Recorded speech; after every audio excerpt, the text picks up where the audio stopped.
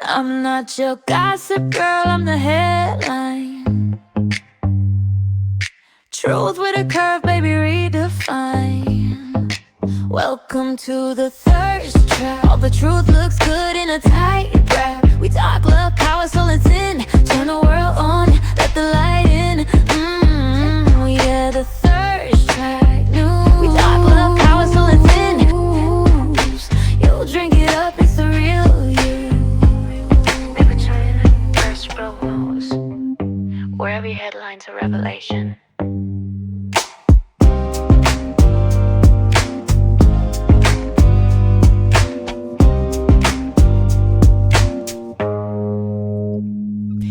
Hey everybody, it's your girl, Luna Lopez, host of Thirst Trap News. Can you believe that I made it on time for my show today? I think I should totally applause myself. It's cha-ching, we did it. All right, America, let me tell you something the powerful hate more than they hate rebellion. And that's truth. Because truth doesn't need an army. It doesn't need a PR team, and it doesn't need your permission. It simply is. And God is truth. Not your institution, not your party, not your favorite influencer. So yeah, that means not even me. Not your government seal stamped on a lie and wrapped in a flag. God is truth. Raw, inconvenient, unfiltered, and history proves this over and over again. See, lies require maintenance. Truth survives neglect. Empires collapse, then truth outlives them all. I know this because I escaped a cult. And when you escape a cult, you don't just lose beliefs, you lose illusions. You start seeing patterns. You start recognizing control dressed up as morality and love bombing. You start noticing how obedience is rewarded and questioning is punished. And then, imagine my surprise. I realized something terrifying after escaping that cult. America is swimming in cults. Political cults, media cults, ideological cults, identity cults, industrial cults, different aesthetics, same mechanics. Don't ask questions, repeat the language, trust the authority, attack the heretic. And if you dare step out of line, if you dare speak plainly, if you dare say something true that disrupts the narrative, you are labeled, you are marked, you are shamed, you're excommunicated, disfellowshipped, whatever you want to call it. Funny how that works. Speaking truth gets you called a bigot. Refusing to idolize gets you called hateful. Demanding accountability gets you called dangerous. Meanwhile, we're watching people be idolized. You know, people like Erica Kirk. Suddenly TPUSA looks like the WWE. We see people being idolized in an elevated, sanctified, protected from scrutiny kind of way. Not because they're honest, but because they're useful. And I don't worship people. I don't care how tragic their story is, and I don't care how emotional it makes you feel. I don't care how loudly the crowd insists, and I don't care what God they worship. Idolatry is idolatry, whether it wears a cross, a flag pin, or a victim narrative. Truth doesn't ask for blind loyalty. Truth invites examination. And here's the part that really makes them uncomfortable. It will not be silenced by social consequences. Call me names, clutch your pearls, threaten my reputation. I did not survive a cult to bow down to a bigger one. Now, let's talk about patriotism, because this is where I get spicy. America First was cute, a slogan, a phrase, but I've evolved. I'm America only, not America the brand. Not America the empire, not America, the ATM for the rest of the world. America the people, America the idea, America the promise that no authority outranks God-given conscience and natural rights. America, where free speech is not conditional. America, where truth isn't treason. America, where disagreement isn't violence. Because here's the thing they don't want you to remember. This country was built by people who questioned power, not people who worshipped it. The founders weren't obedient, and in fact, neither was Jesus. They were like basically heretical. They were disruptive. They were called dangerous. Does that sound familiar to you? That spirit, that holy defiance, that's the America I stand for. And yes, I'm witchy about it. Because discernment is spiritual. Because intuition is sacred. Because seeing through deception is a gift. I don't need to scream. I don't need to threaten. I don't need to dominate. I just need to stand in truth. Because truth carries authority like all on its own. God always wins. Not because he crushes dissent, but because lies always collapse under their own weight. You can censor truth, you can mock it, you can bury it under algorithms and outrage, but you can't kill it. So I'll keep speaking, I'll keep questioning, I'll keep loving this country enough to demand better from it. Because patriotism is not obedience. Patriotism is courage. And I'm not afraid. God is truth. Truth is power. And power, real power, doesn't need permission. All right. Welcome, welcome, welcome. Here's what I have on the menu for you. The truth is more powerful than lies. College kid fucks up Ben Shapiro. Candace calls out Trump for selling us out to Israel. 12 years a slave to estrogen. Megyn Kelly responds to Ben. Is this missing an A? Yes, it's an autocorrect. Erica is a big fat fib teller. Tim Dillon on Erica.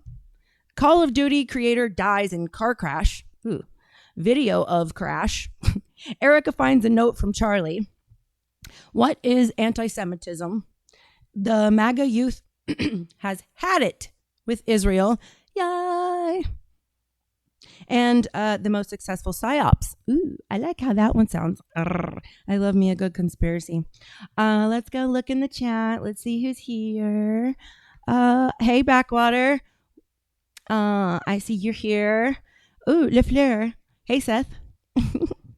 And Rafi. Fleming Anthony. Andy Graphics. Hey, OGs are in. I'm so glad I got OGs all over the place. Mike. Jump J, that's a new name. Hello. All right. What up, Rumble? Ooh, it's a light crowd over there. Oh, I wonder which party people we have over in Rumble. If you're here and hanging out with me tonight in Rumble, please give me a wave. And don't forget, at the end of the show, I will announce the winner of the fan of the day. And it's all about like who just, brings the best vibes. Like there's no like special way to win it. It's just, Luna wants to make you feel special because you made the show really great tonight. Okay. You caught me doom scrolling, which I'm not even sure that us. Don't understand that. Thanks for the wave, Andy. Okay. All right. So, man, there's been a few videos popping up today that I don't like. I don't like it when the people I like are against each other. I'm not going to bring it up now. I feel like taking a few people, like sitting them in a corner or no. Like I feel like there's 3 people I need to like sit them down with on the couch with Candace Owens and like put Candace in the middle and like mommy just be like, all right, all of you are going to hold hands together and you're going to sit on the couch for an hour. You're not going to say anything unless it's nice, but you're going to hold hands. Be quiet if you don't want to. We're solving this right now. Jixer Trickster says, hey, to show some love, Merry Christmas, smash my like button. Hi, Jixter Trickster. I feel like I might have seen your name, but I don't think I've seen you in my show. So if this is your first time in my show, Jixter, welcome. And let's go on, get on with the ride. I don't know. I have no filter, so if you're new, just be prepared. Okay, first video. The truth is more powerful than lies. Look, if something happens to me, really what I want to say to all of you guys is go Max. Like, yes, all ma'am. of you, everyone, let it never end, let it never stop. Like, you be just as bold. I am telling you, When was it this? feels like when we are here on Earth that this is it. Like, we just get 80 years. That is not true, okay? Your ancestors knew that there was more. We are in this simulation where they haven't. I like how she tied in the ancestor thing. Like, there's so much from our ancestors that passed down. It's more than just your phenotype, like how you look and your disposition. There's actually a gene that science has been able to find that actually brings down your ancestor memories into you, into your DNA. So that way, with the consciousness, you can know what to be afraid of, what food to find, follow your instincts better. They've found this in other mammals as well. So I love that she said your ancestors knew, because I'm very spiritual. So that comment hits me. And I think it's important, like for people that are on journeys like hers to speak in a way that everyone can understand, Intentionally turned us into a godless society because they want you to be fearful and they want you to exchange your soul because they are of this earthly realm. You know what I mean? Yeah, they're worshiping the god of this system, and it's their job to deliver souls to this god. So they've calcified our pineal glands, poisoned everything, so we can't hear the voice of God so easy, so we can't have the spidey senses so easily. It's easier to lie to you when you have to go to a preacher or a priest and he's your mediator between you and God. I mean, these are Satan's children. Obviously, these are Satan's children. And they work by making you feel fearful. And so you trade off and you go, okay, well, I just want to have money and be comfortable in this life right now. And so I'm willing to let badness happen. And I guess my kids are just going to inherit that badness, and this world is just going to be run by pedophiles. And we can't do that. And that's why I say to you guys, you should be going Max right now, Yeah, you have to say the truth. The frequency of truth hits harder. And we hear these demons squealing. We just hear it. Like, you can feel it right now. And yeah. So I would just say this. This is the reason that Candace Owens got my attention again. Because when I was running for Congress, I didn't in hindsight, I realized she was going through the same thing I was going through, trying to figure out like who in the establishment is the snakes, like how does all this work? So I thought she was like, an establishment puppet for a second, it was the PragerU thing. I'm not a huge PragerU fan. So I was like kind of backed off of her for a little bit because I was like, oh no, I don't know if she's an establishment, buy or puppet or whatever. And then I just got into my own thing, and after going through what I'm going through, like I can see how you can make some wrong moves. You can trust the wrong people, kind of make your alignments look like they're not exactly where you stand. But, that's the art of what they do, is they suck you in quickly with words that sound good, feel good, or, woven with words you don't quite understand, and you're a rookie and all this stuff. But like seeing her now, this is the hill she'll die, like knowing she had, this feels like a dead man switch of sorts. I mean, I think she said she was putting one out, or there's a rumor that she put one out, but I think she's smart enough to know to do that. And that is the thing where I go, okay, now she's got my attention, because if she's willing to die for this. I mean, like she said, truth is what wins. And no matter what I would say to her is, it's a scary thing that you're at this, like this video gives me chills. And when you feel like you can't stop, it's a calling, you have to. And everyone in the world is like I've been through that, telling you no, and you're crazy. What you realize when you're a spiritual person, like what she's saying in this video, like, don't be of this earth, be of spirit, be of a spiritual body. When you're of a spiritual body, you know that No matter what happens, whether my life is taken or not, it's part of divine will. And this is a calling. I have to do this. I'm aware of the dangers. I have to speak this truth. May God protect me, and whatever happens is your will, and just trust that whatever happens is going to be in the long run for good. It's like what happened with Charlie, as painful as that is. God's will, divine will is perfect, no matter how painful it is, because look at what it did. It woke up so many people who were like right on the edge of waking up, and so many young people. Not saying that I want that to happen, but it's like there's always that cliche saying about the silver freaking lining. I hate saying that damn thing, but it applies. Seth says, I almost throwed my phone. It wouldn't let me back to the show. No, bad Instagram. Truth be proved or unproved, if she tells the truth, she'll be fine. Exactly. And that's what my point is that when you tell the truth, you're good with God, no matter what happens. No matter what a human may do to you and take this physical vessel, if you go to sleep, if you lay on that pillow at night feeling just fine with the thoughts in your head, nobody else knows the thoughts in your head but you and God, and you're doing what God is calling you to do, you'll be just fine no matter what everyone else is saying. So I just she's a warrior, and I have to help. They are dangerous.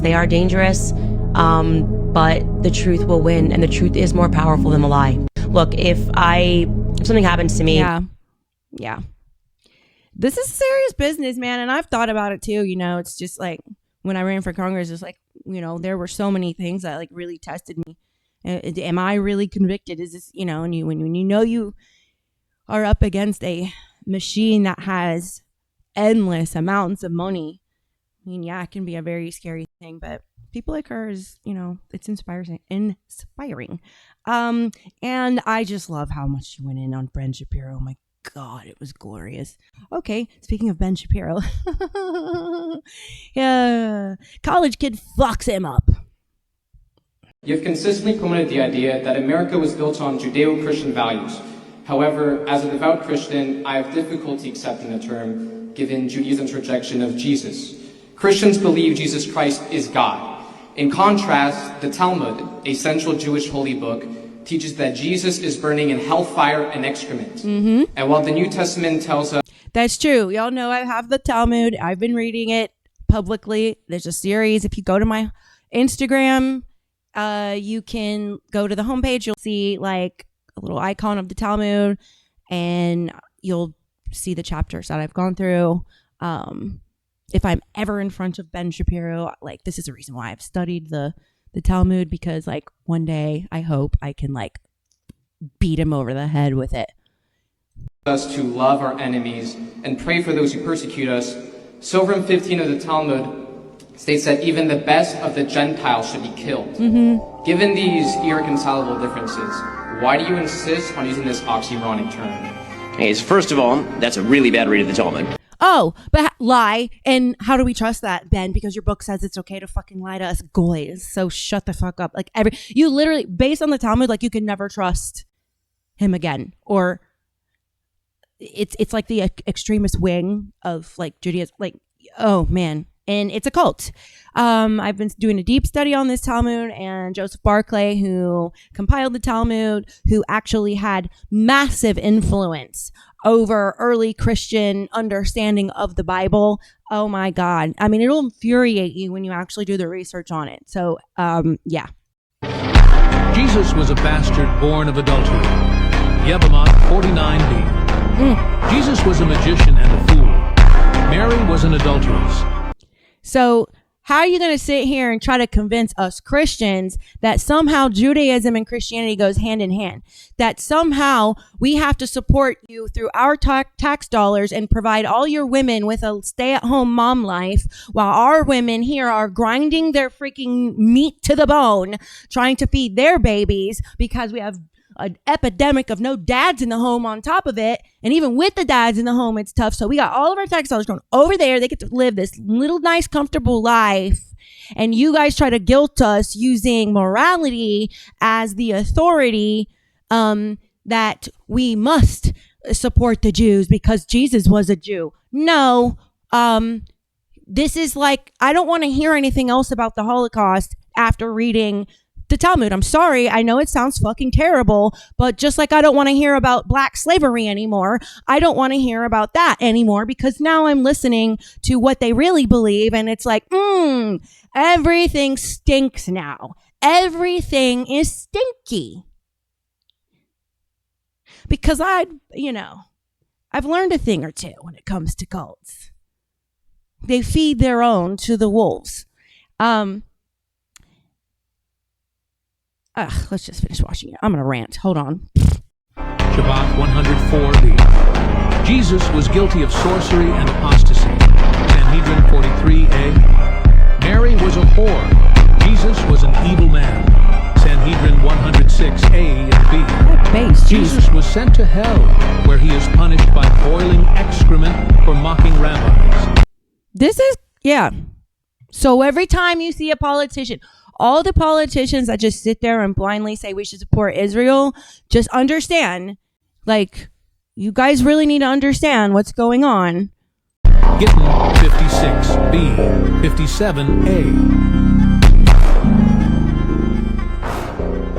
By the way, the sons of Isaac and Jacob, those are cousin tribes, right? Like all the descendants of Isaac and Jacob, they're cousin tribes. And the Bible said that the Jewish people and the Arabs would be at war forever. And if you want to, they keep trying to pretend there are best intel between. I'm sorry, I don't trust any intel coming from a country that won't register AIPAC as FARA and is literally set on camera that they influence our elections and they're meddling in our elections. And we have all these Muslims sitting in mayor's seats and congressional seats. Like, if you guys do not see the attack on America and everything in religious name, and you don't understand that religion is the problem, and get with the spiritual program, because spirituality ascends all religion.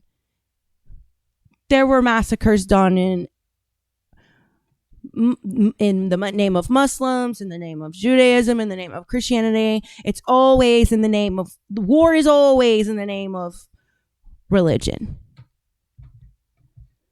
Because why would you be motivated to sign up and fight? You wouldn't be because you'd be like, that's not my problem, and you wouldn't give your money. The mayor says Kanye lost $1 billion telling what he thinks is the truth. Candace and Kanye are best friends to this very day. I will always be on board for the ones that are willing to put it all on the line. Amen. Seth says, we're talking to producer Ryan. Okay. Hey, S6 says, Merry Christmas, y'all. Hey, what's up? Merry Christmas. Oh, I forgot my little reindeer antlers, and this was the time y'all were going to see me before Christmas Eve. Damn it. I'm just going to have to post a selfie. Oh, look, someone just complimented me in the chat. They called me a freak. Oh, thank you.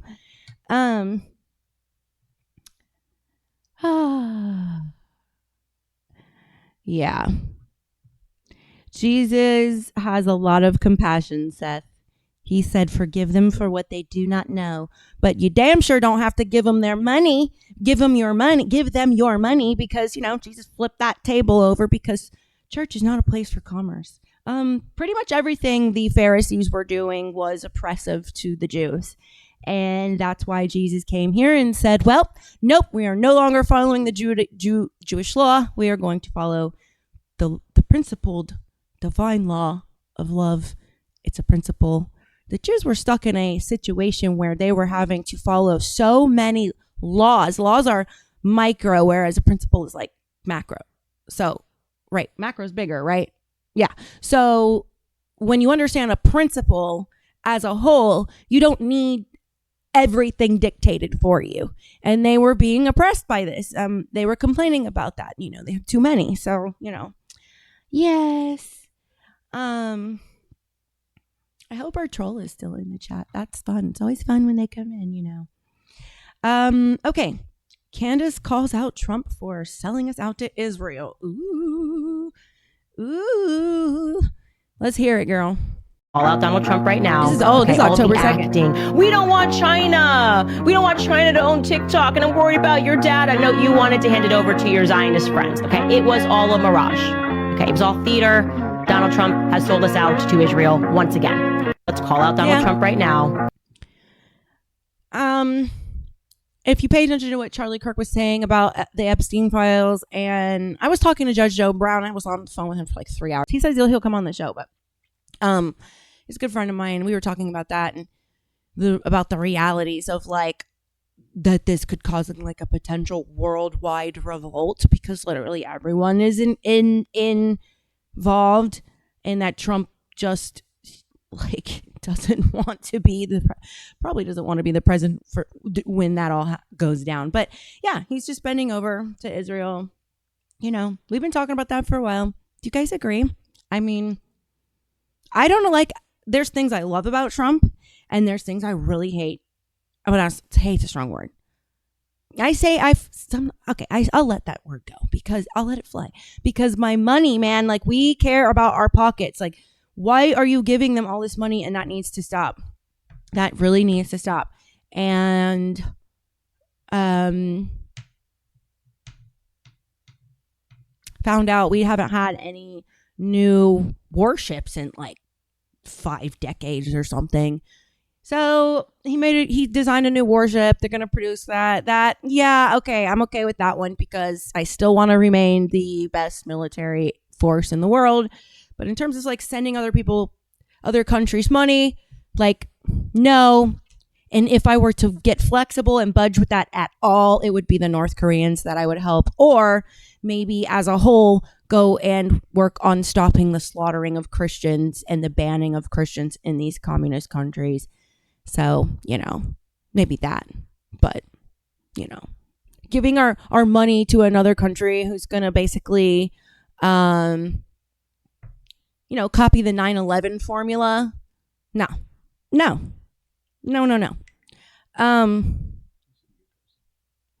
Where did I run for Congress? I ran for Congress in Northeast Florida in 2022. I was challenging a Rhino incumbent, and the Yacht Club Republicans, they were not ready for my not white ass. And I was, they thought I was a hoe. Or they wanted to make me look like it. I'll tell that story another day. Okay, so 12 years. S6 says he's a billionaire puppet as well. It is what it is looking like. I know. We're starting to wake up. Charlie getting shot did something, man. It snapped us out of it. Because this is being covered up at the highest levels. I'm sorry. It is. I have a very bad gut feeling about this. I think that he was too close to discovering Epstein and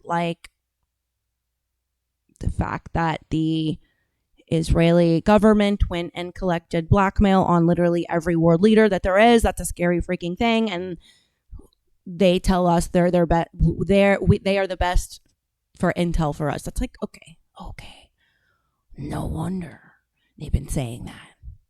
Oh, now it adds up. I don't want your intel. I want to be the best intel. I think that's just a lie narrative. I don't think that's true. This little country the size of New Jersey. Shut up. They're doing all of their equipment's from us anyway, so I don't want to hear it. I don't want to hear it. 12 years, a slave to estrogen. Yay. Since I'm being super honest and transparent today, let me show you what taking 12 years of estrogen and coming off of that is doing to my body. My skin, I'm having... Well, first of all, baby, let me just say, welcome back to the side of love, tough love, common sense, and real, actual caring for you. Psoriasis is just completely taking over, and the enemy is trying to remind me how pretty and perfect I was when I was living outside my image that God made me, and he's not going to win. I've been born again. I pray my oldest daughter is actually doing the research on the other side of turn the coin over and see what tails looks like. What's the ugly side of this? Because she wouldn't listen to me about any of this stuff. And I hope she hasn't committed chemically to becoming a man. And of course, I don't know where she is still, or well, I mean, I told y'all I highly suspect she's with my mom, but she still doesn't respond. So I know that, but it's still in the interim. It hurts. It hurts when I post videos and people say, "Oh, you were beautiful. We lost a baddie." Yeah, but he gained a son. That's right. I don't care that I used to have perfect skin and I was beautiful as Nicole, but yeah, I mean, look at my leg and everything. I mean, this sucks. Oh man. This really sucks. Oh, look And at I've that. seen a dermatologist and they want to prescribe biologic medicines. I don't want to take that. Oh my God. I have never let my body just. And his hair is still amazing. But look at this. Like,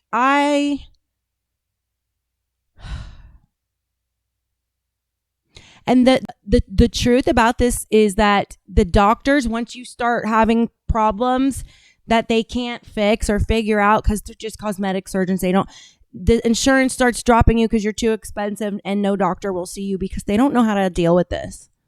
Have testosterone in it. I've taken estrogen for most of my adult life.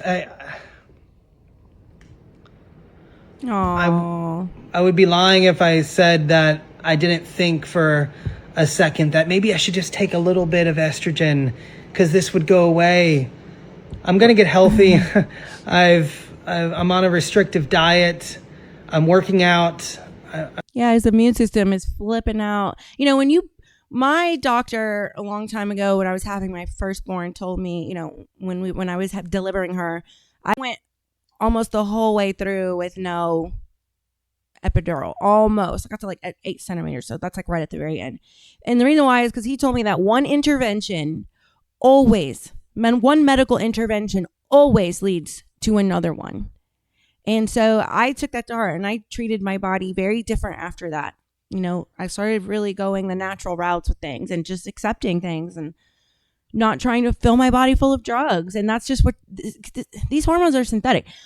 I had to be on female hormones that are synthetic because I had reproductive issues and eventually became allergic to it and had to get off of it. So I'm trying to be the man that I know I can be. So stay tuned and welcome. Well, for any of you that are dealing, you know, with a child, and I've gotten lots of messages with people in the same predicament as me with a child, and you know, this is the kind of videos you need to look up. This person is Nisa Powers. Just type in like detransition, you know, in the search bar and start following accounts that, you know, are so you can be informed and, you know, hopefully forward it on to your kid. Now, unfortunately, these kids are part of a cult that has fetishized a very serious, debilitating problem. And so it could be hard, you know, when they think you're trying to alter the way they think, they just like buckle down more, you know, because the cult teaches them it teaches them how to engage cognitive dissonance when you start, you know, triggering the critical thinking. So just be careful. You have to like wake them up slowly. They have to think they're coming to their own realizations, and you have to pray a lot. So let's see. Are you doing that thing? Kevin says, when I was in high school, the only place you'd see a tranny was on the back page of an adult magazine, the way it should be today. What I discovered in my journey with what happened to my daughter is there is a network of trans support groups in high schools that are actually trafficking these kids into porn. So there's a whole human trafficking element that is in the, you know, trans movement. They're looking for troubled kids that are vulnerable. And the way they discover that is my daughter's English teacher was having them journal about their home life. And every entry was absolutely atrocious. And not a fucking soul called to see if she was okay in this house. They were writing her notes, though. They were writing her notes to, you know, coach her. They were giving her phones and money. And that's what was happening. So they're in a fuck ton of trouble with me. Luna's all about her love until you get on her bad side. Okay, Megyn Kelly response to Ben. She's too. I wish she would go a little harder, man. But she is classy. I'll give her that. I'm not the policeman of the conservative movement. I'm not. He wasn't. Ben Shapiro isn't either. Well, Megan, Ben Shapiro's a prick. you mentioned him, And now I know why. Because his Talmud your says name to be came one. up on this. You should go look at the series I'm doing on that. I'm reading the Talmud. It's one of the most racist pieces of garbage I have ever read in my life. Stage last night in regards to pretty much all of this. Would you like the opportunity to respond? Well, I found it kind of funny that Ben thinks he has the power to decide who gets excommunicated from the conservative movement, which shows a willful blindness about his position in it. It reminded me a little of when the girl who was the head of our middle school chorus told me she was going to take all my friends away from me. Chorus? A head cheerleader maybe, but so I resent the whole thing. I object to the whole thing. Ben and I, he had the nerve to call me a friend right before he called me a despicable coward for not calling out the people he once called out. She about to. So he both wants to parent me and be my child. He wants to tell me what I have to do and who I have to say Well, what with a voice to. like that, you can tell he's kind of stuck in between. You know, he never popped into adulthood. And then when I don't, he and some of his friends want to act like utter victims because I won't do what they say. They need me. I have to be there. But they're all whiny like that. They're all whiny. Whiny, whiny, whiny, whiny, whiny. You cannot make them happy about anything, ever. It's like when they got rescued from the Egyptians, you know, they were just, anything God did for them, it just wasn't enough. So he's like, fine, you just freaking wander then. And it's like, you know, it's like, do you guys learn anything? There's like a big clue happening here. Daddy and step in to protect them. And I am not their daddy. And I resent that he thinks he's in a position to decide. Come on, Megan, just put him over your knees and give him a good spanking. Pow, pow, pow. You've been a bad boy. Pow, pow, pow. Who must say what to whom and when. Thank you. So I don't think we are friends anymore. I've been a very good friend to Ben. Nobody knew who the heck Ben Shapiro was when I started putting him on my shows on the Fox News channel. Why'd you do that? Blah. Not everyone can get a good instant read. You know, can't falter. It's hard sometimes to know people change, man. You think that people are going to be, you know, good, and then next thing you know, they're bad. And then there's people that are bad that change for good. There's a theme going on with that where I see people who don't want to accept, you know, it's funny. There's some celebrities that are like trying to come out and defend, you know, our right to worship God without worrying about being called a anti-Semite, et cetera, et cetera, et cetera. And when they finally, you say you can never bring the left over to our side. Either you can't convince them, but when they do come over, i.e. Nicki Minaj, now y'all don't, you make it such an unwelcoming place because now you're judging her past sins before she's saying, hey, I repent. That wasn't the best way to live. Now you're just not going to let it go.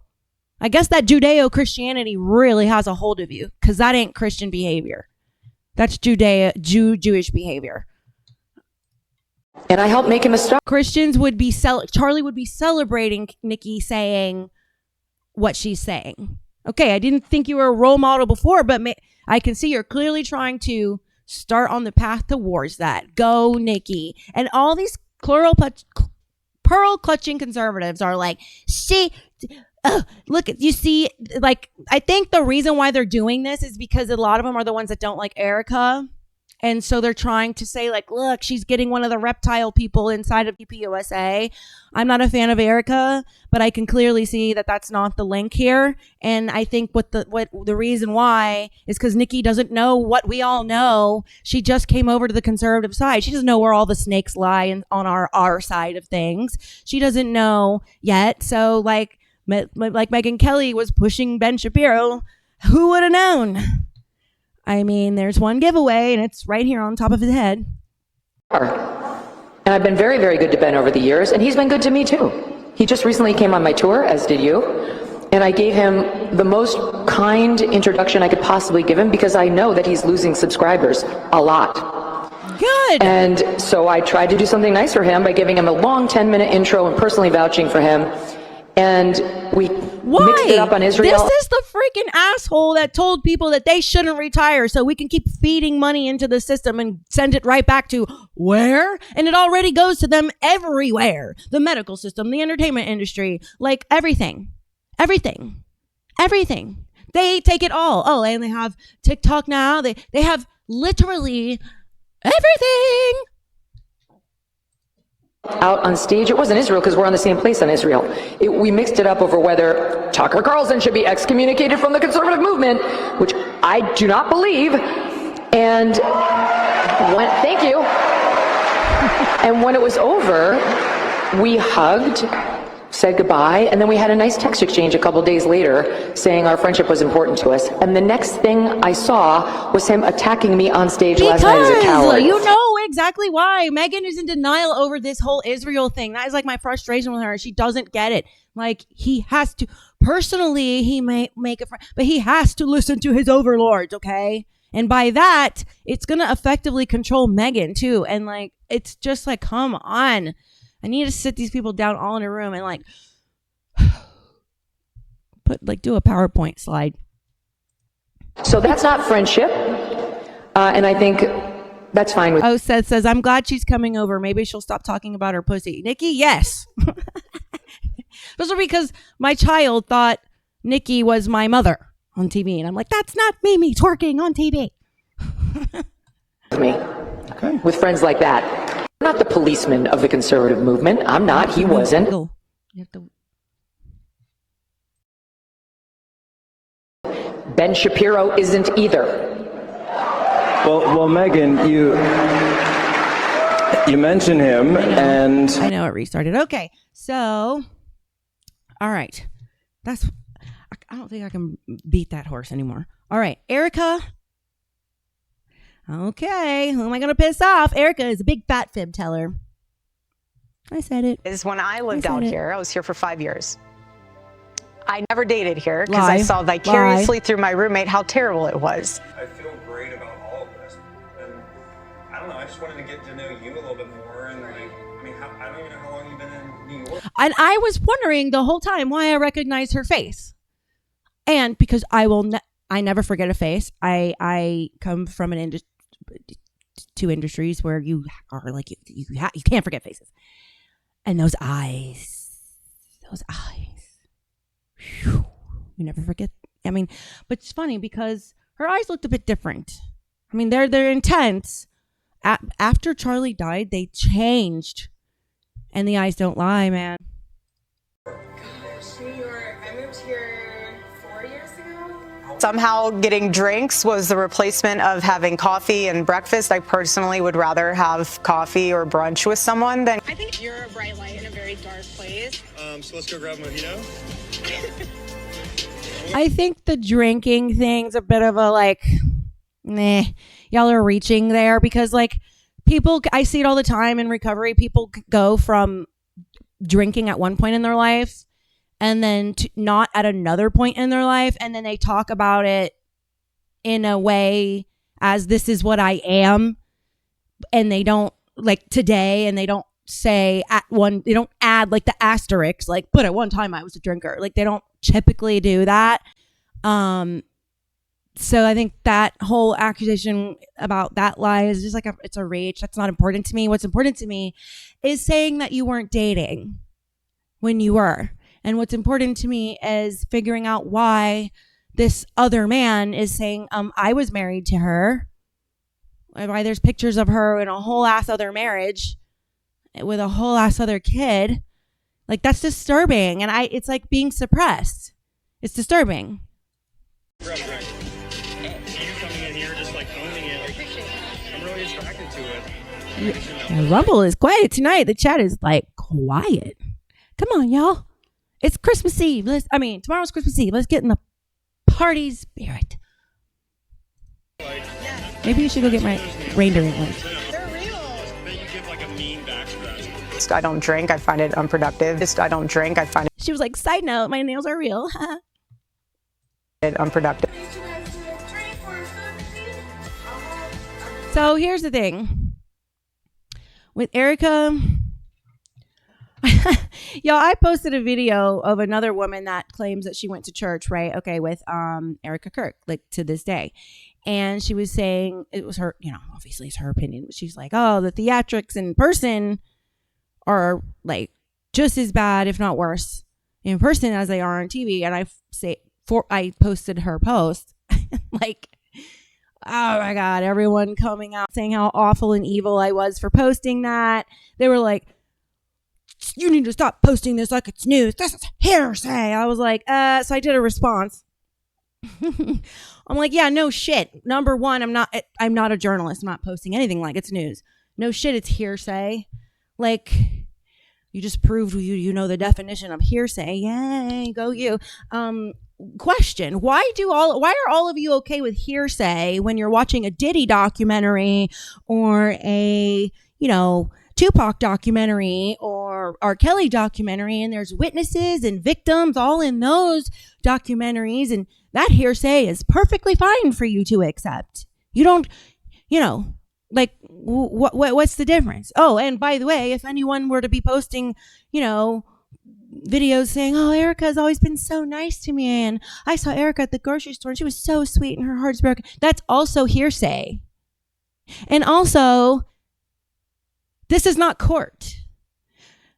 This is the court of public opinion, not the court of law.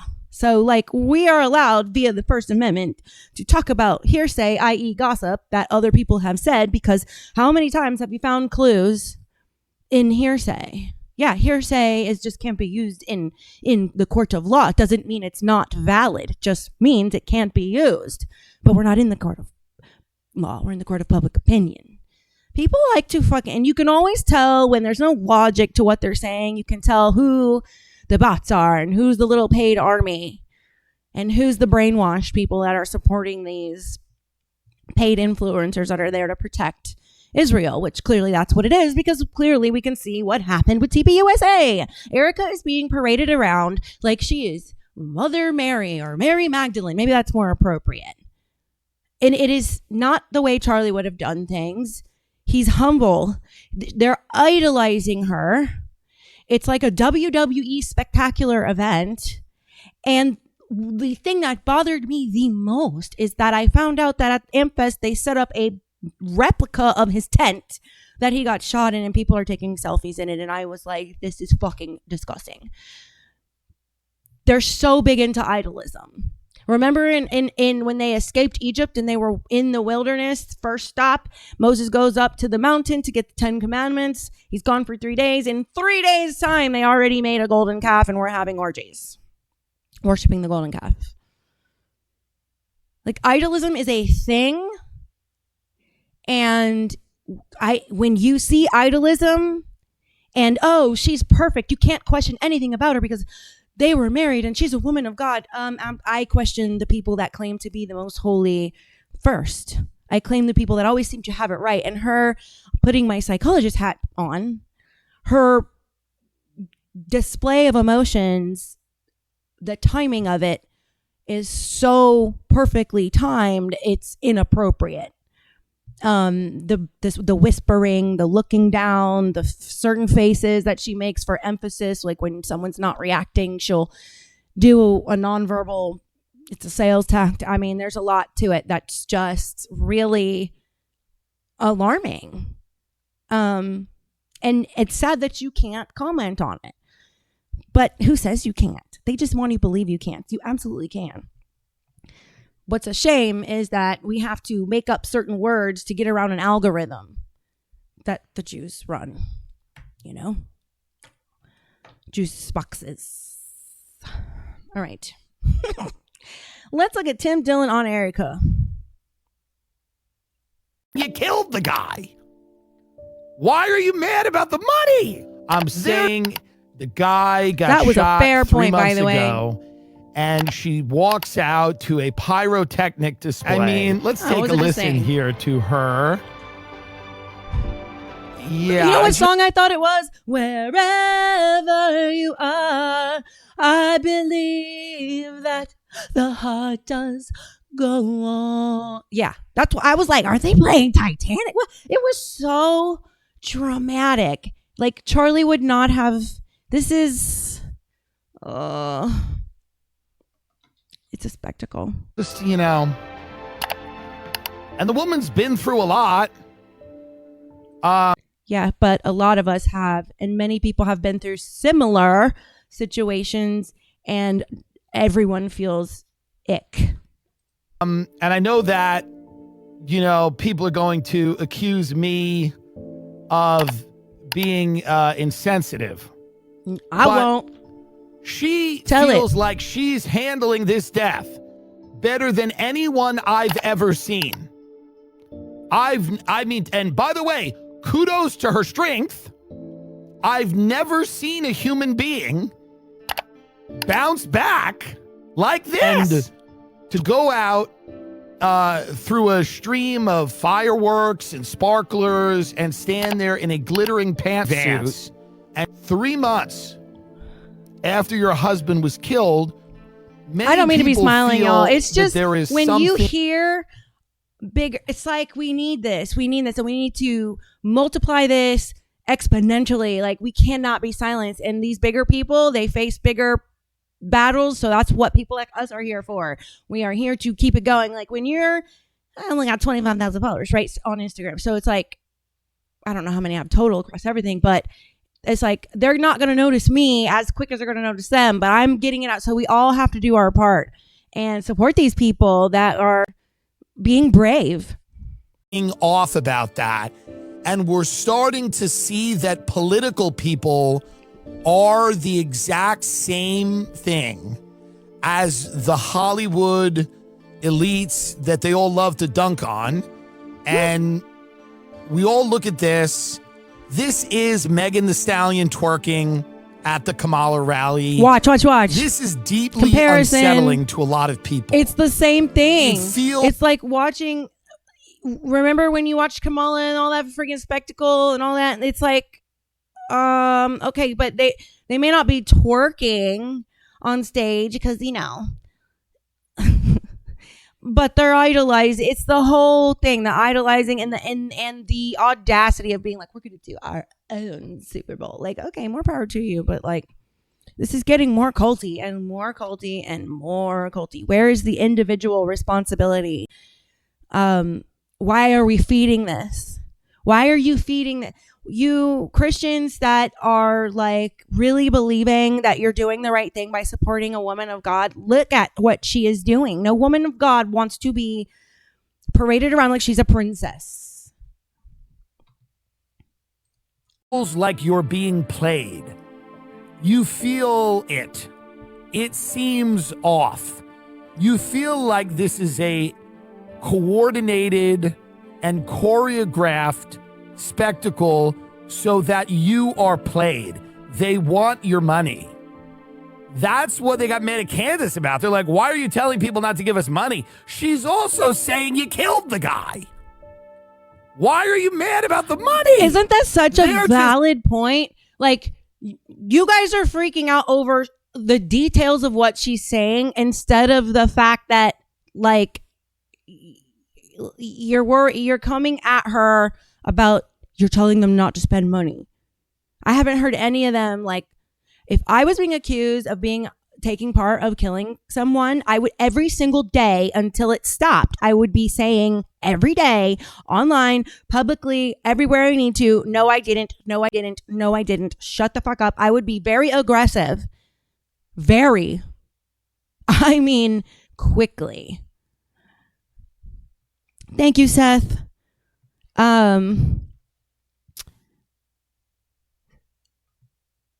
Psalm, what's up? Thank you for the hearts.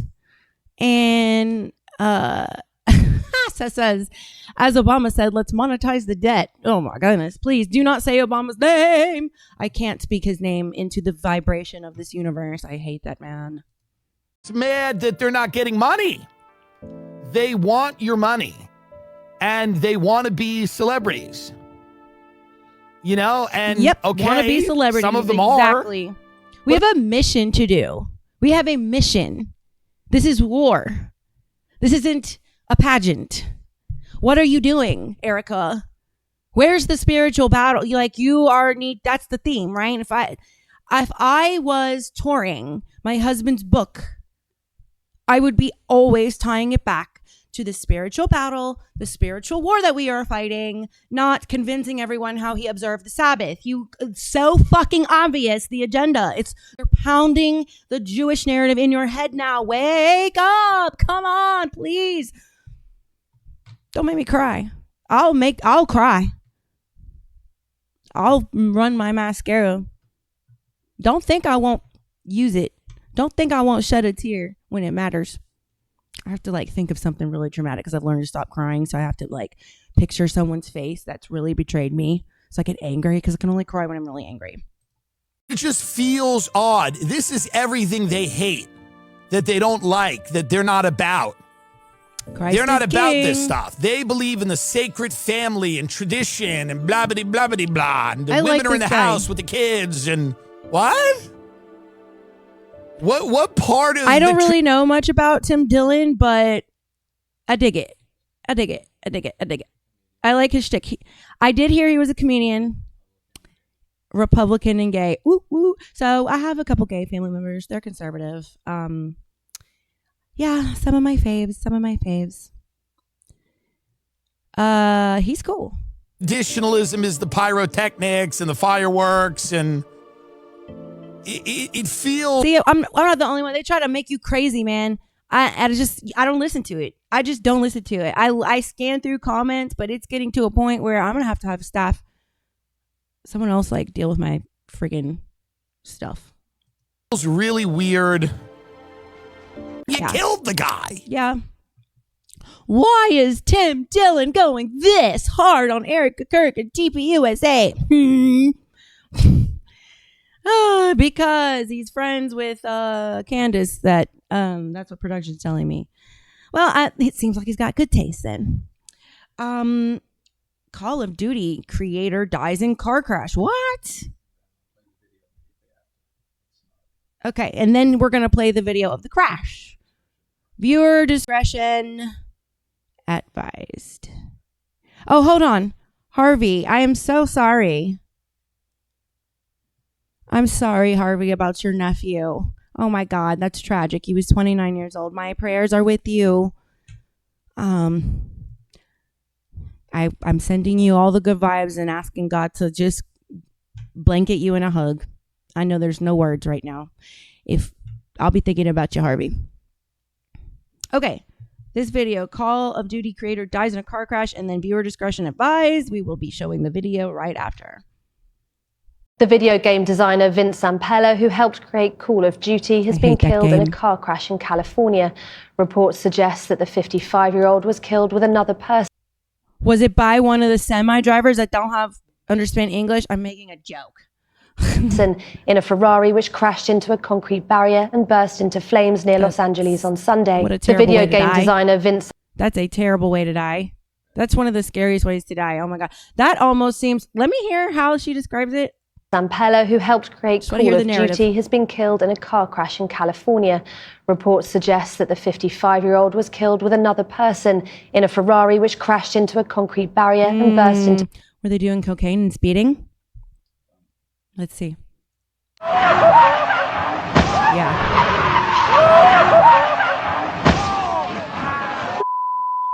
Showing out. Oh my God. Oh, oh my God. Oh no. There's no one there. Rápido. Oh, they're gonna get them. Oh my God. Oh man. That's who. What is the that? What is the that? Okay. The other passenger they didn't drag? Oh, they both got ejected. So where's the other?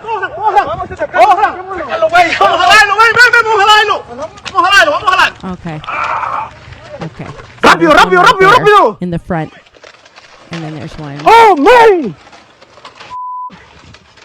Oh my God. You know, kids, don't forget that cars are death traps. When you get in a car or any vehicle, you can literally die that day. And they're not fucking toys. Don't do drugs. Let's see.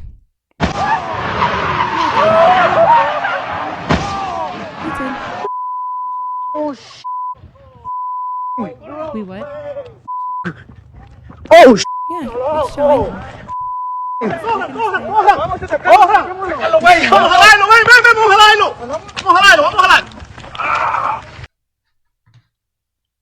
Okay.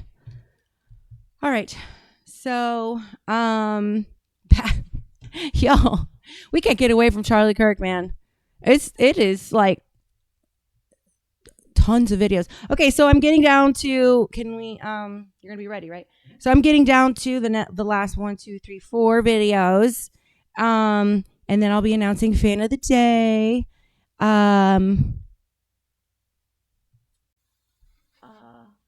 Usually at fan of the day, because sometimes people come and go, and sometimes who I was gonna pick isn't there. So please stay with me. We're not too far till the end.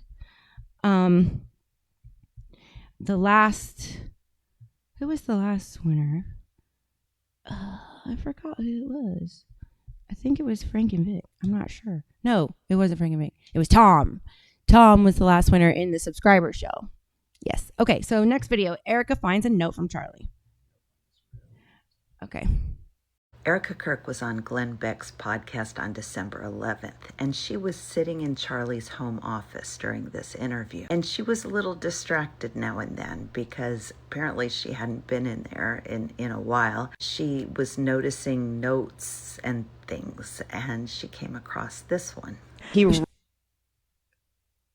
I thought she said she was in Glenn Beck's office. She was on Glenn Beck's show. In Charlie's office. Yes, she's been doing interviews from Charlie's office. And when was this interview done?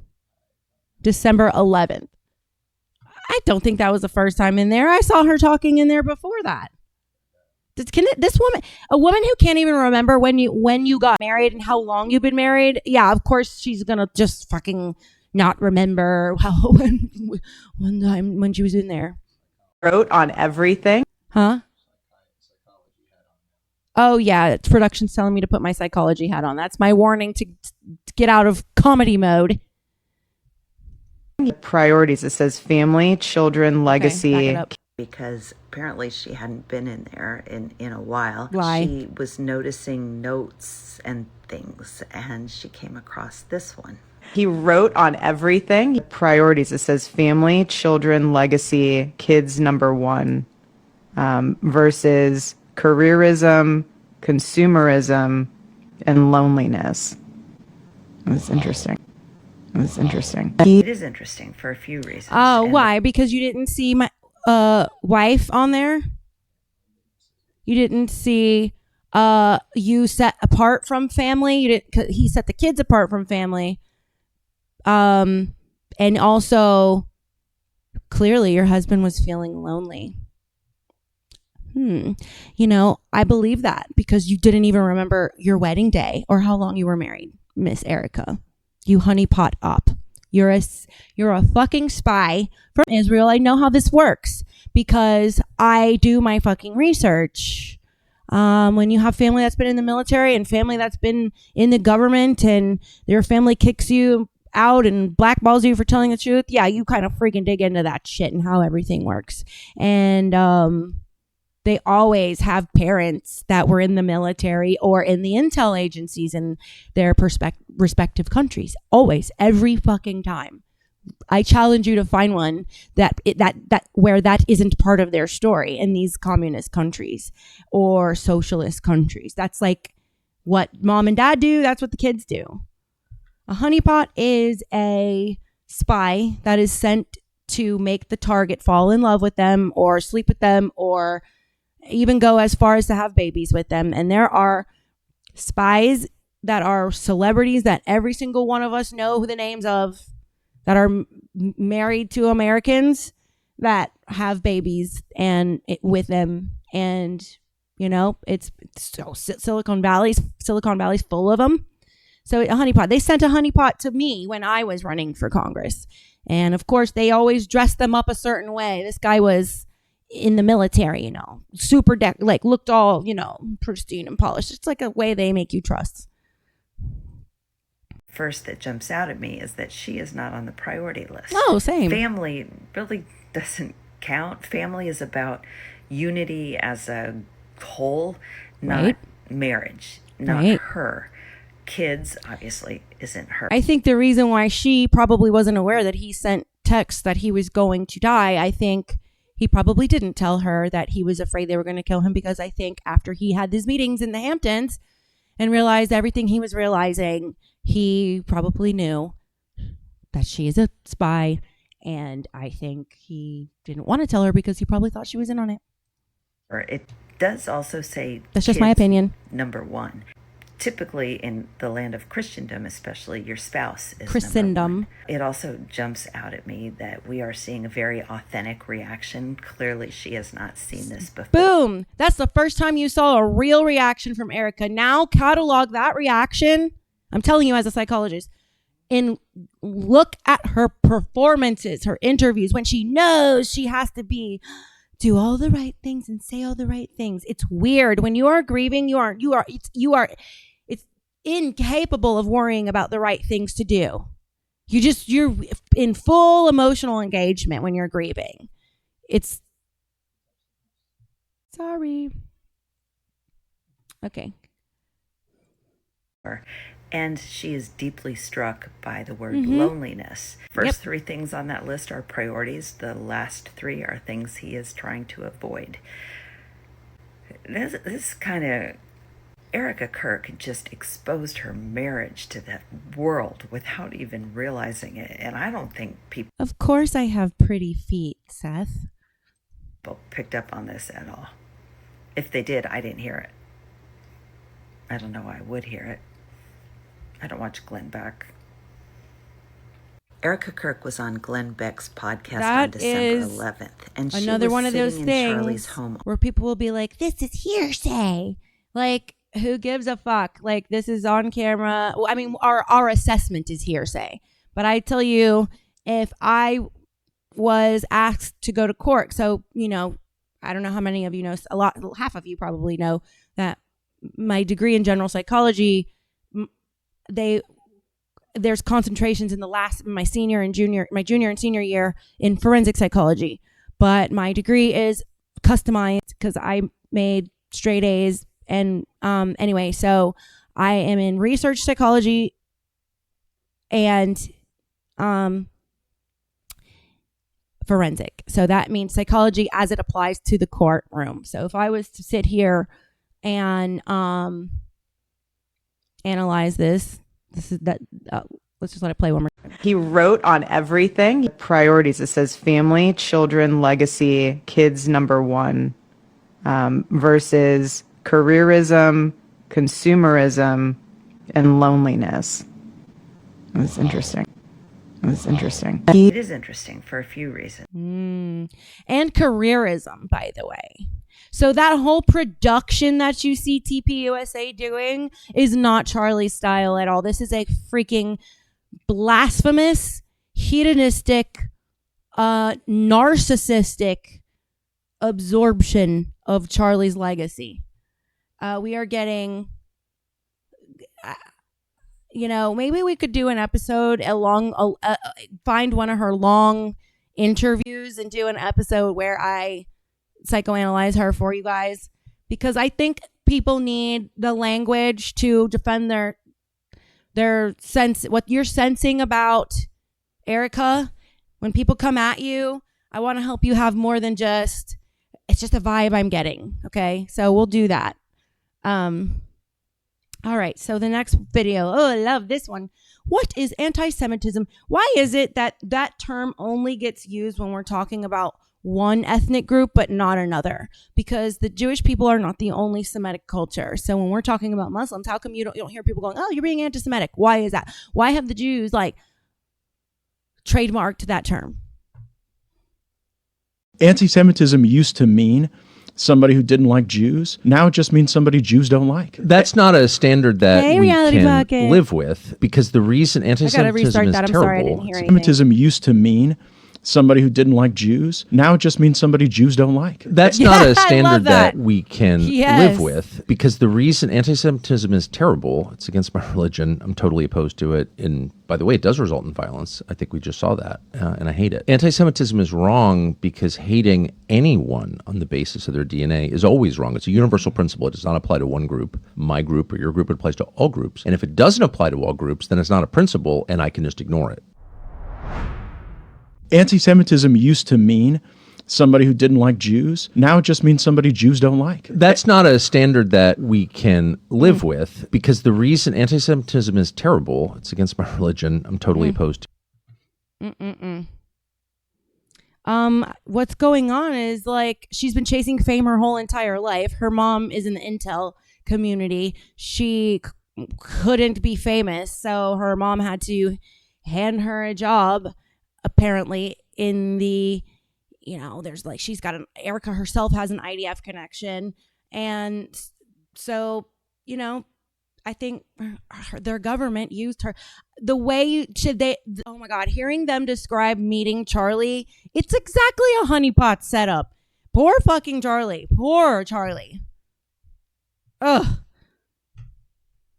And, of course, she knows the formula to act like a good Christian wife. Like, so I'm sure her beauty had him fucked up for a while. You know what I'm saying? That's why I don't worry about speaking pretty, speaking clear. It's more important to me that people know I'm real. You have to know that what I'm doing for you is coming out of the goodness of my heart, not because I'm just trying to follow a script in a book, or because, I'm afraid of something else other than being real, honest, and treating people with love. And I will show, but that doesn't mean that I turn the other cheek, because love also means that if you try to harm me and I can't be here for my babies, or you try to harm my babies, love means I'm going to shoot your ass. So, women that always talk like Miss America, they have the perfect way to talk. They're trained on how to talk. And spies are trained psychologically too. They're trained in psychology. Russia has one of the best programs for the psychological side of it.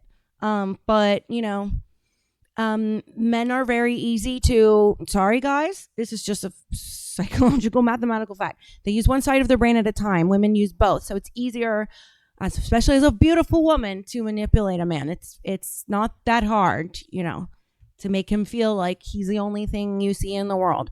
That's why I'm so like the way I am. I'm just not trying to prove nothing to nobody. If you happen to get some sugar out of me, it's real. Okay. All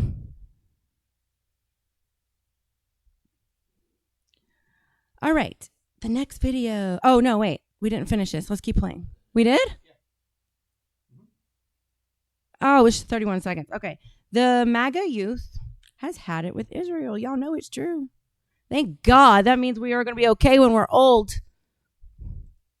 I have a question about Israel. Foreign aid package to Israel. Do you think it's a conflict of interest for Miriam Adelson, an Israeli donor, to give millions of dollars to his campaign, and then Trump have pro-Israeli policies? I'm a Christian man, and I'm just confused why that there's this notion that we might have owe Israel something, or that they're our greatest ally, or that we have to support this multi-$100 billion foreign aid package to Israel to cover this, to quote Charlie Kirk, ethnic cleansing in Gaza. They're going to try to ethnically cleanse Gaza. I'm just confused at why this idea has come around, considering the fact that not only does their religion not agree with ours, but also openly supports the prosecution of ours. Yeah, so let's say a few things about this. First of all, when the President of the United States says America first, that means that he pursues the interests of Americans first. Israel, sometimes they have similar interests to the United States, and we're going to work with them. That's not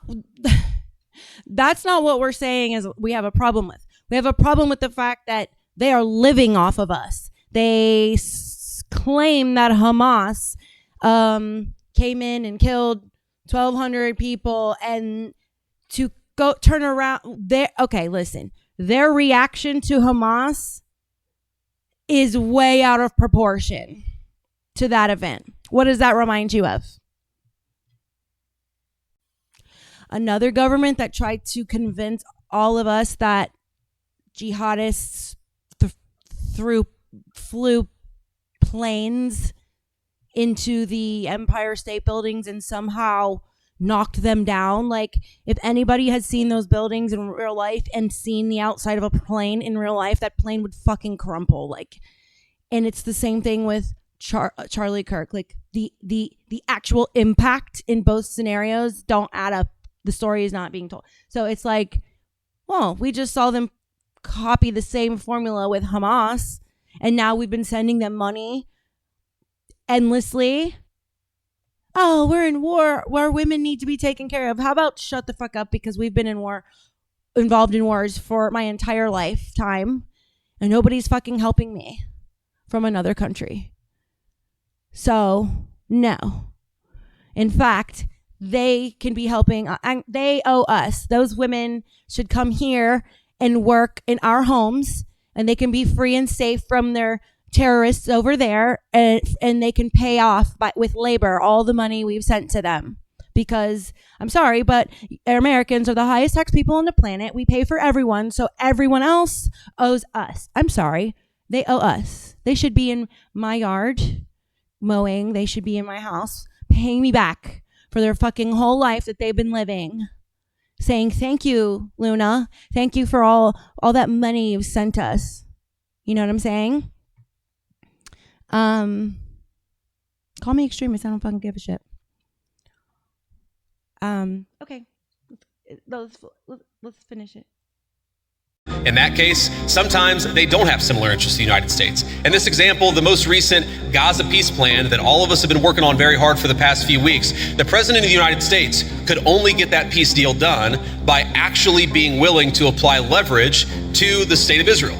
So when people say that Israel is somehow manipulating or controlling the President of the United States, they're not controlling this President of the United States.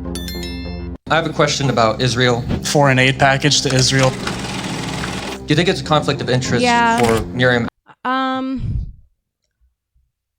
One thing about JD Vance, like, I don't know, man. He never liked Trump until he got offered to be, like, till Charlie, like, I don't know, man. I know he's a Charlie pick, but Charlie isn't, like, perfect. I think sometimes, well, clearly he's shown us that his decision making can be poor, because what he ended up doing was letting Erica Kirk, after they get married, install all of her friends in TPUSA, and that's when all the tax funniness started. That's when a lot of weird things started. You know, so clearly Charlie does not know always how to pick them, you know. Oh, Thanos Jerry, how you doing, Jerry? He says, "Hail Luna from the Sith Lord Poet." Oh, dear. Well, thank you. Just fight alongside with me. I prefer the red pill anyway, you know. I always believed that the ones that they try to make you think is the bad guy is actually the good guy. The mayor says October 7th, Netanyahu 100% knew it was coming. Same thing with 9/11.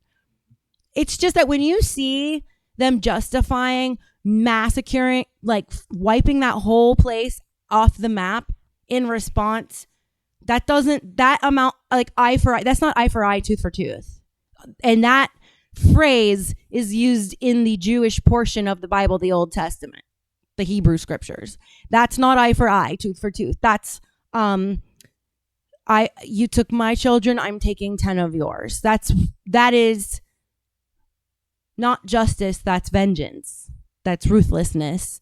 And I don't give a fuck what happened, women and children, civilians that have no guns, that's unacceptable. Hospitals, schools, like evil. That is fucking evil, and that is genocide. And how can you stand on your two legs and sit there at this point forward and ever use the Holocaust in an argument against me now? You will never be able to, because that is done and over. Just like I tell the black community, that is done and over, and 1.9% of whites had slaves. So you don't even know someone that had a slave in their ancestry. And the fact is that the numbers with the Holocaust have been lied about. It's more like 6 million total, not 6 million Jews. There's so many other ethnic groups that they got rid of because this wasn't just an agenda to wipe out the Jews, but that's the story that they're telling us. They killed off Jehovah's Witnesses, Roma Gypsies. There was a bunch of groups, but they want to suppress that. How do I know that? Because I was an ex-Jehovah's Witness. So we knew that was our organization knew that number was a lie. And now when you sit there and look at what's happening in North Korea right now, you want to talk about, oh, we need to be the world police. Why is nobody, like, Kim Jong-un is literally, North Korea is like literally the worst place to live in the entire planet. Nobody cares about that, but we're just busy constantly reaffirming our Jew love. Like, it's not the ethnicity, and they keep trying to make you sound like you're talking about the ethnicity. It's not the people. It's the system of Zionism that has been installed over there. And the Talmudic cultiness is causing a problem because they are aiming to conquer the world through conning you, through trafficking you, through making you sick, through making you addicted to certain types of music. Like, it all is designed to make you never, ever stand up to them, ever. And yet Christians are being slaughtered all over the world except for America. But this is the last stronghold, friends. This is it. This is the last light for the world. And if you guys don't focus on your local politics, it is literally not, we cannot blame this on these politicians at the Hill, because the reason why they're at the Hill is because we supported them at the local level. So cut the blood supply off, quite literally, at the local level. Stop allowing these local elections to be not newsworthy. Fucking go there and see what is going on, especially if you're in an urban area. And the Islamic State uses Gaza Strip area to attack Israel. Listen. Fuck your Palestine too. America only. Don't give a fuck. Fuck Ukraine. I'm sorry, but what is actually right when it comes to universal morals is that's your fight. That's your fight. Maybe we should be spending money on propaganda that raises the spirituality awareness globally, not as individualized cultures, but like as human beings, and start pushing propaganda that exposes your mental slavery and your fear of being, they have you obeying them by making you afraid you're being a bad person if you don't answer to anyone but God. Literally, you can do whatever you want. You can defy the police. Yes, it'll end you in jail. But if you got God on your side and you know you are like lockstep and go with him and you got a good relationship, it will work out in your favor no matter how you end up. No matter how you end up. Even if you get a sentence. What if there's somebody in there that fucking needed you? Right? Maybe you gave a little relief to your family and saved somebody else. Like, God knows what he's doing, but your only responsibility is to only listen to the divine God and feel the Holy Spirit and not obey it, walk with it. Be like the water. It's a relationship. It's not a sky daddy on a throne who's waiting to send a lightning bolt at you the second you disobey, and then he's gonna send you to his and for disobeying me, my mortal enemy wants to punish you forever for not doing what I said. What fucking sense does that make? Common sense. There are key things that are altered in the Bible and in other holy books to make you compliant to slavery. There's a theme in that book that that's the real reason why we can't separate the Old Testament from the New Testament, is because the Old Testament shows the slavery of the Jewish system that they were oppressing onto their people after they figured out what they needed to figure out wandering around in the wilderness and started setting up a system in their synagogues. Like, pay attention to it. They want to say you can't separate the other part because it upholds Christian law. No, it actually doesn't. Christian law actually wipes that out. And you need to keep it there and leave it there and not erase history the same way I don't think we should pull statues down, and I don't think we should take Aunt Jemima off the syrup bottle. Like, leave the history there so we all know what to look out for and what not to repeat. Well, what do I know? What does the brown girl know? This crazy brown girl is saying all this stuff about the Holocaust and slavery. Like, what happened? What broke? Something broke. The other algorithm's not working. How do we fix it? All right, last video. This is going to be a little long, but if I find boring parts, I'll skip it. This is the most successful psyops. And Sean Ryan 3 days ago. What's some of the most successful psyops you've seen conducted that are complete now, that you could maybe dive us in, that we could dive into and you could explain, from start to finish what the end product was? Our school system was one of the biggest, and how westernized systems of elementary, middle, and high school were organized. When the U.S. was first getting started, this guy, I can't remember his name, but he was in charge of this stuff. So he is going to be the first head of the Department of Education and create this education system that's going to be nationwide.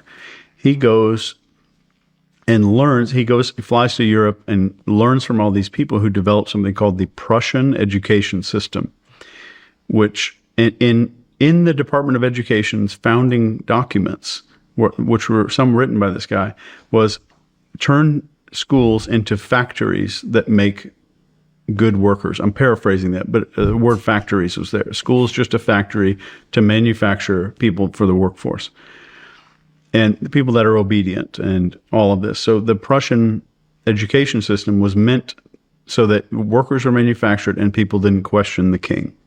That was the big thing. So if I have to get a whole country to adopt a system that's probably not in your best interest. Sean Ryan is also going through a level up. Like, every time you wake up, you think you can't wake up anymore, and then you do. It's like this level upping that I'm watching him go through. He kind of changed after the Brian Harpool conversation, and he also had Hunter Biden on yesterday or the day before. It was a 5-hour one, so that's going to take a few days to get through, but y'all should definitely watch that one. Hunter Biden is the most boring speaker, by the way. Oh my God. I can see why it was 5 hours. In the first 5 minutes, it took him 5 minutes to articulate like one or two sentences. It was just like 5 sentences. It took 5 minutes. It was bad. Then I've got to do some work with PR. I've got to work with this Edward Bernays guy maybe, or I've got to do something to get people to adopt that belief. So this system was made, like standing up in the morning was the first thing we do every day. I pledge allegiance to the flag every day. And then we sit down, we're told what to do, where to sit. We don't really do a lot of creative thinking. Can you memorize this and can you spit it back out? Can I teach you this one thing? Can you spit it back out? Let me teach you geometry so you can cut wood, or so that you can square off a corner when you become a kitchen remodeling guy, whatever that is. That the adoption, the way that our country adopted that, is one of the most successful psyops ever. And I mean, you eat pretty healthy, I would imagine. And do you eat based on the food pyramid? No. Where you get like 9 loaves of bread a day or whatever it tells you to eat. No.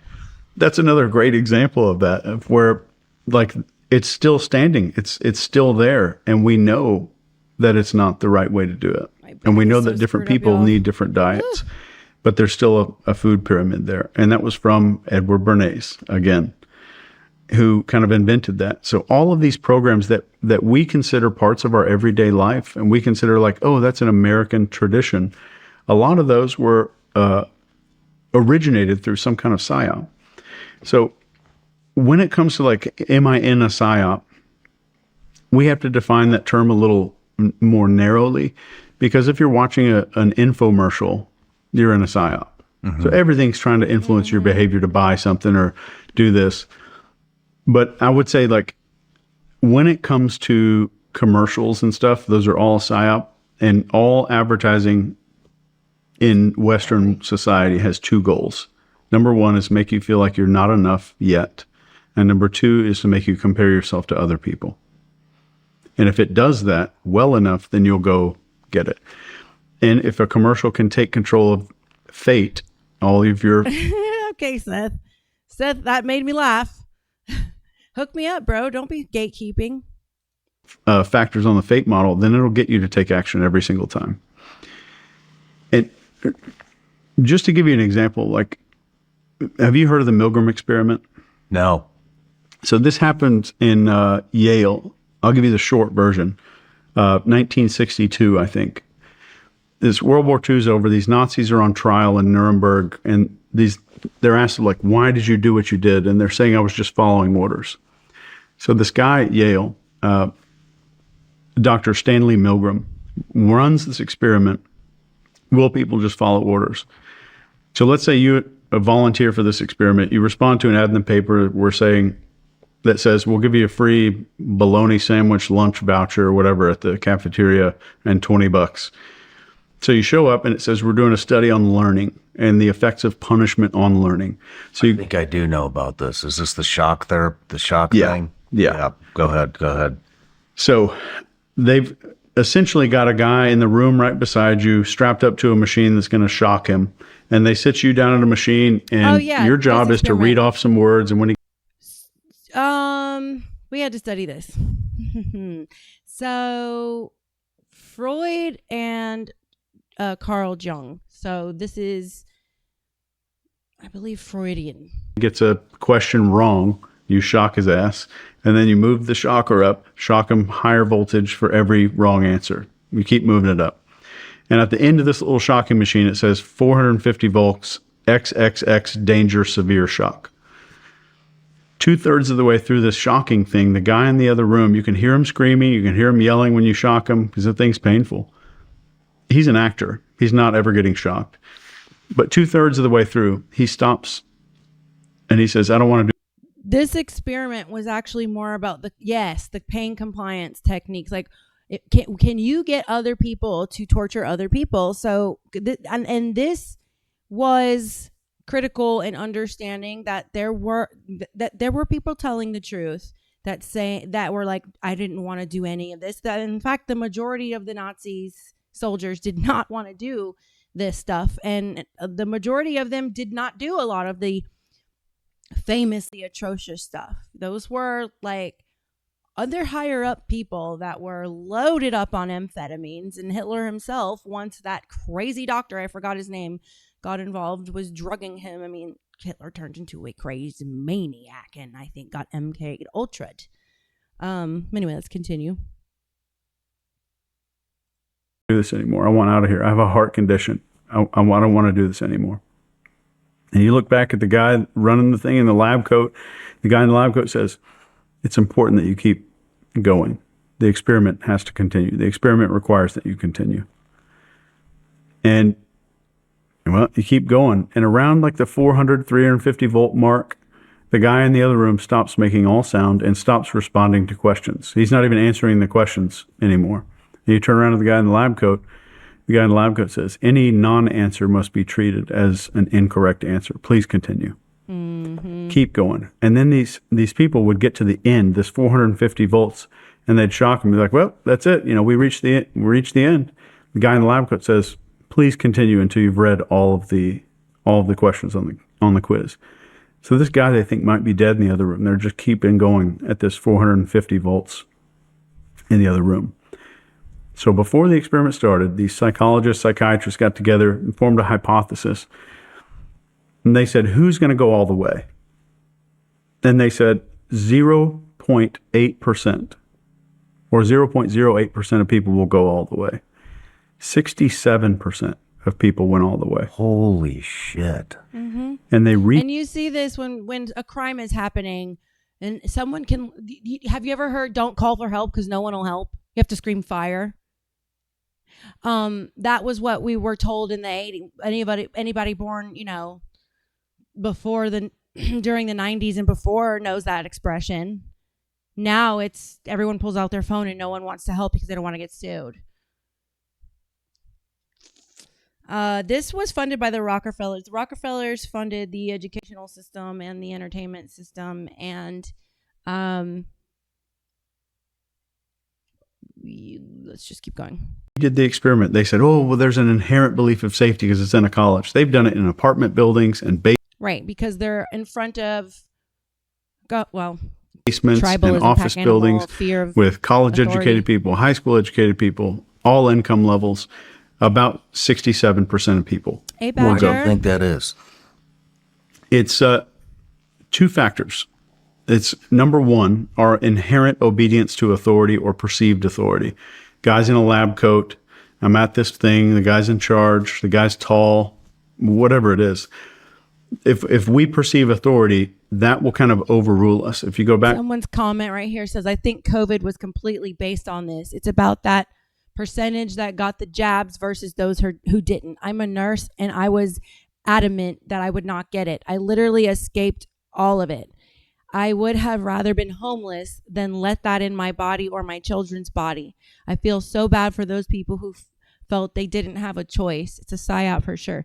Yeah, if they've got you believing you don't have a choice about what you do with your body or how you raise your kids, you are fully mind controlled. Your brain has been washed. Washed from what? Your connection to spirit. You can no longer critical think. You are now 100% dependent on a construct and people with positions of authority to tell you whether you are worthy. Tribe days, if I disobeyed my tribal leader, that means no food, no sex, and no kids, no DNA, survival. So that's a big deal. Second, and one that they didn't talk about, this is my theory, is novelty. So when something breaks from what we expect to happen, so like you've done a shitload of podcasts in here, but like if this wall started opening up and this was a garage door and you didn't know it until just now, you would freak out. No matter how much I kept talking, you would keep looking at that, right? Because it's brand new and it's unexpected. So when things happen that are new and unexpected, all of our focus is generated, which is the first part of the fate model. Anything new generates focus. So for our tribal ancestors, this is when they're walking past a bush every day, and one day there's a big stick that snaps behind that bush. All of their focus goes onto this unexpected new information. So in the Milgram experiment, this is a person responding to an ad they've never responded to, driving to a building they've never been in a situation they've never been in, meeting people they've never met, sitting in front of the shocking machine they've never seen before. Every single aspect of it was brand new, which maintained a ton of focus. So focus is, you can manufacture focus with novelty. Anything unexpected kind of breaks you out of your script and tells your brain to say, whoa, right? I'm not able to predict what's happening next. That's why cults don't want you to do outside research. They want you to trust the quote unquote experts, the approved list of research material. Because your brain will spot the contradictions in the information they've given to you, and it will engage critical thinking. And as critical thinking is supposed to do, it's designed to make you uncomfortable, which makes you confront the belief system, which is necessary for progress and the survival of a species. Your critical thinking is a tentacle of the bigger umbrella of curiosity. So without that, there is no progress. This is why Charlie Kirk said, never stop questioning anything. Once you do, we are no longer free. The formula in psychology, we have a phrase, we call it, the perpetrators deploy a fog onto the members. Fear, the formula is create fear, then obligation, and then guilt if you don't respond, if you don't oblige to the fear. You got it? I need to pay attention. So like we have a little script for driving our car, and the moment something unusual happens, all of our focus kind of drifts back. This is when we can drive past our exit or... Seth says, now you know why critical thinkers are demonized in this society. Exactly. Because what the liars do is make the one that actually was helping look like the liar. Does that sound familiar at all?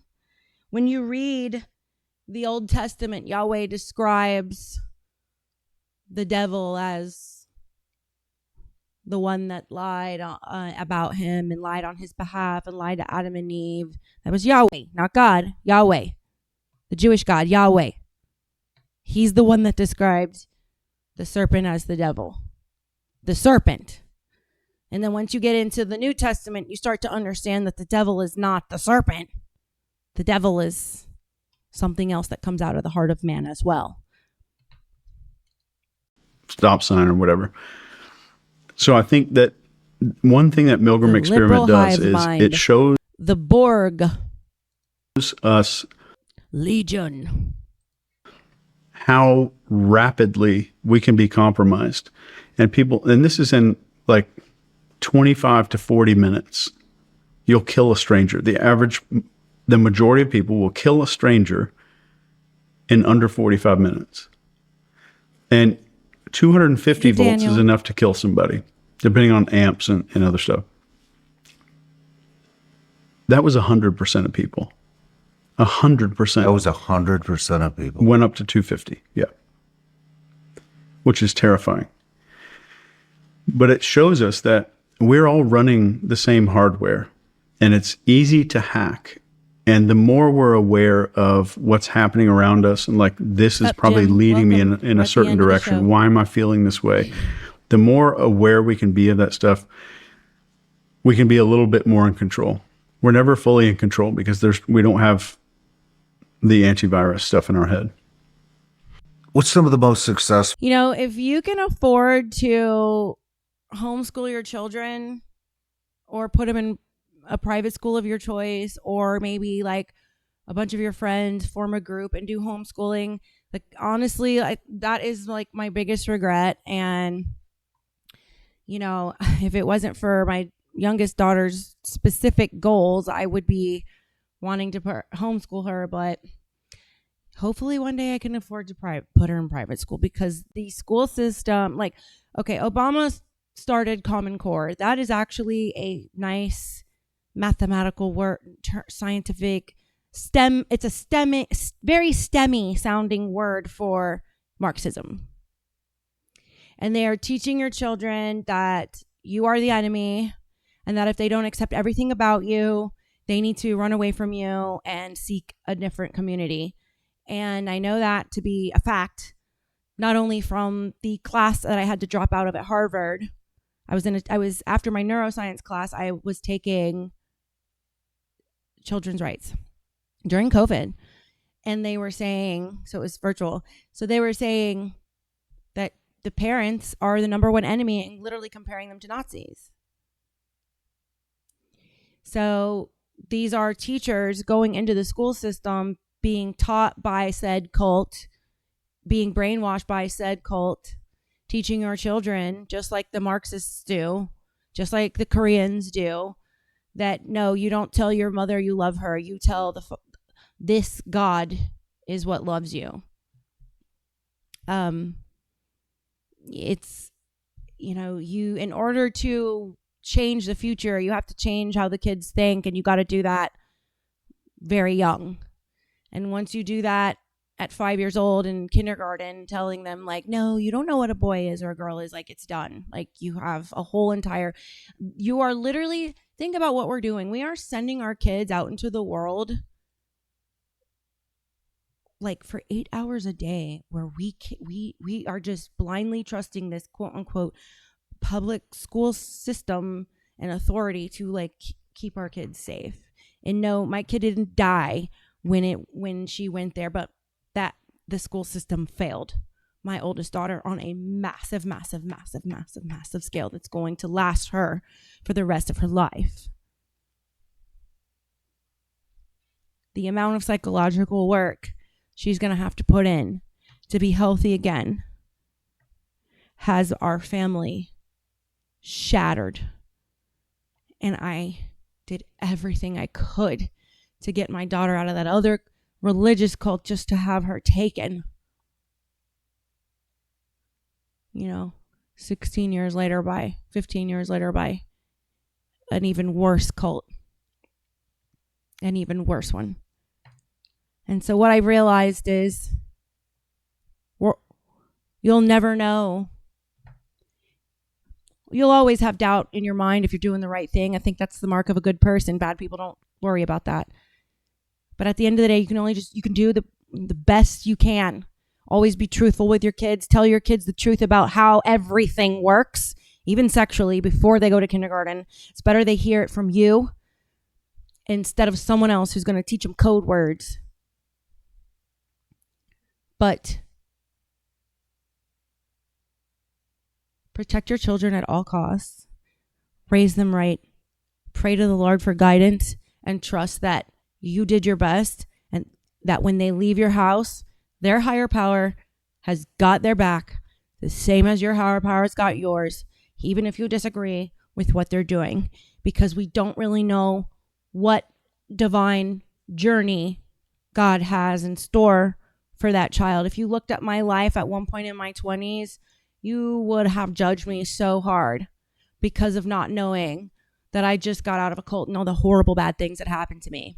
Like you would have thought, like anyone would have just been like, she's fucking insane, because it's who's gonna think like cult situation, like for real, like religious cult. Nobody's gonna think that. So it's like I did the best that I could. I did the best I could in a world that I was. It's going 60 miles an hour, and I didn't build up my endurance. You know what I'm saying? So I did the best I could, and I just have to trust that my daughter's higher powers got her back.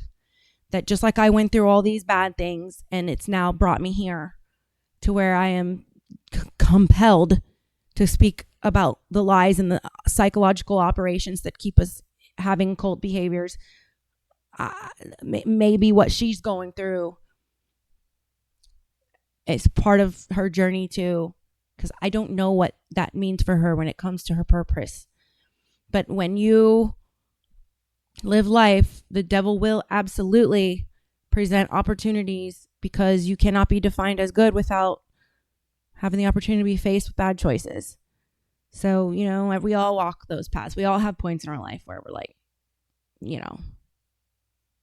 we're ashamed of it. What makes this hard is knowing that a system became mom and daddy, and mom and daddy were no longer safe.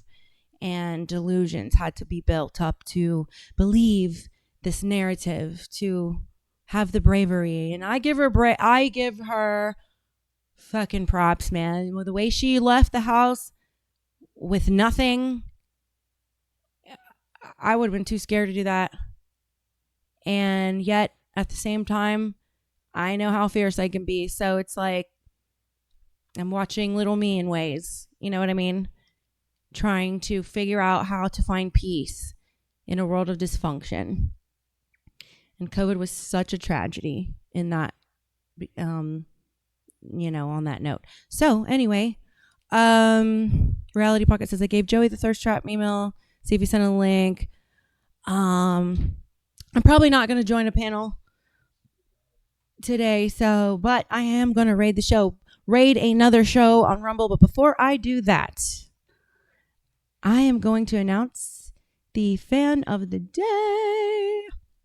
And the fan of the day is going to be Harvey the Rabbit. Harvey was the champion tonight for me. And for my mission, he rode with me in battle and stayed by my right side. So Harvey's in the chat. So Harvey, you get my autographed show notes with a kiss, just like my Thirst Trap logo that you see right here with kiss, lipstick kiss. And so you're going to message producer Ryan or me and let me know how we can get you your show notes. I know Florida Backwater, he said he was framing it in his garage. We send them out every Monday. Please be patient with us because of the holidays. You know, we'll be more on schedule with that come January, hopefully. Yeah. You know how Lopez's are, man. Like, my family that supports me helps in all ways. And my goddad helps me. And, you know, we just can't. Teamwork makes the dream work. Okay. Well, I love all of you guys.